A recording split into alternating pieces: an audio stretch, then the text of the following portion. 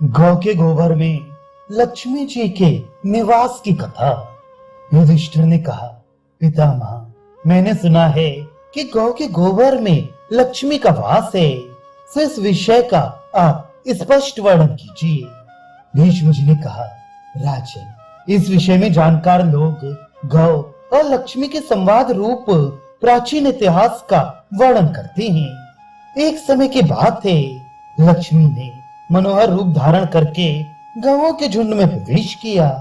उनके सुंदर रूप को देखकर गौओं ने विस्मित होकर पूछा, देवी, तुम कौन हो और कहां से आई हो?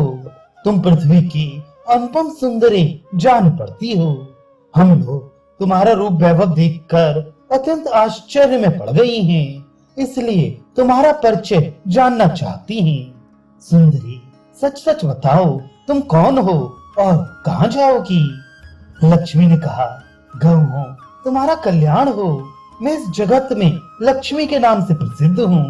सारा जगत मेरी कामना करता है। मैंने दैत्यों को छोड़ दिया, इससे वे सदा के लिए नष्ट हो गए हैं और मेरे ही आश्रय में रहने के कारण इंद्र, सूर्य, चंद्रमा, विष्णु, वरुण तथा अग्नि आदि देवता सदा आनंद भोग रहे हैं। देवताओं और ऋषियों को मेरे ही शरण में आने से सिद्धि मिलती है। जिनके शरीर में मैं प्रवेश नहीं करती, वे सर्वथा नष्ट हो जाते हैं। धर्म, अर्थ और काम मेरा सहयोग होने पर ही सुख दे सकते हैं। सुखदायिनी गौओं, ऐसा ही मेरा प्रभाव है। अब मैं तुम्हारे शरीर में सदा निवास करना चाहती हूँ और इसके लिए स्वयं ही तुम्हारे पास आकर प्रार्थना करती हूँ। तुम लोग मेरा आश्रय पाकर श्री संपन्न हो जाओ। गौओं ने कहा, देवी, तुम बड़ी चंचला हो, कहीं भी स्थिर होकर नहीं रहती। इसके सिवा तुम्हारा बहुतों के साथ एक सा संबंध है, इसलिए हमको तुम्हारी इच्छा नहीं है। तुम्हारा कल्याण हो। हमारा शरीर तो यूं ही हृष्ट पुष्ट और सुंदर है। हमें तुमसे क्या काम? तुम्हारी जहाँ इच्छा हो चली जाओ। तुमने हमसे बातचीत की, इतने ही से हम अपने को कृतार्थ मानती हैं। लक्ष्मी ने कहा, गौ, तुम ये क्या कहती हो? मैं दुर्लभ और सती हूँ, फिर भी तुम मुझे स्वीकार नहीं करती। इसका क्या कारण है? आज मुझे मालूम हुआ कि बिना बुलाए किसी के पास जाने से अनादर होता है। ये कहावत अक्षरशः सत्य है। उत्तम व्रत का पालन करने वाली धेनुओं, देवता, दानव, गंधर्व, पिशाच, नाग, राक्षस और मनुष्य बड़ी उग्र तपस्या करके मेरी सेवा का सौभाग्य प्राप्त करते हैं। मेरा ये प्रभाव तुम्हारे ध्यान देने योग्य है, अतः मुझे स्वीकार करो। देखो, इस चराचर त्रिलोकी में कोई भी मेरा अपमान नहीं करता। गौओं ने कहा, देवी, हम तुम्हारा अपमान या अनादर नहीं करती, केवल तुम्हारा त्याग कर रही हैं, और वह भी इसलिए कि तुम्हारा चित्त चंचल है। तुम कहीं भी जमकर नहीं रहती। अब बहुत बातचीत से कोई लाभ नहीं है। तुम जहाँ जाना चाहो चली जाओ।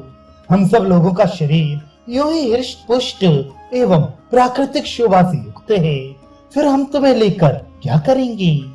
लक्ष्मी ने कहा, गौ, तुम दूसरों को आदर देने वाली हो।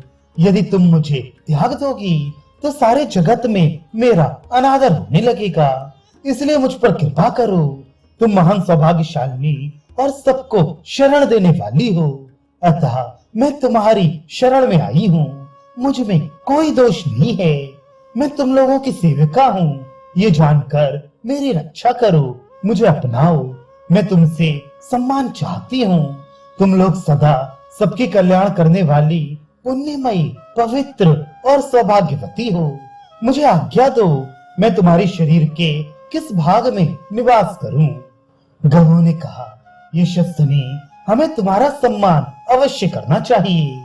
अच्छा, तुम हमारे गोबर और मूत्र में निवास करो, क्योंकि हमारी ये दोनों वस्तुएं परम पवित्र हैं।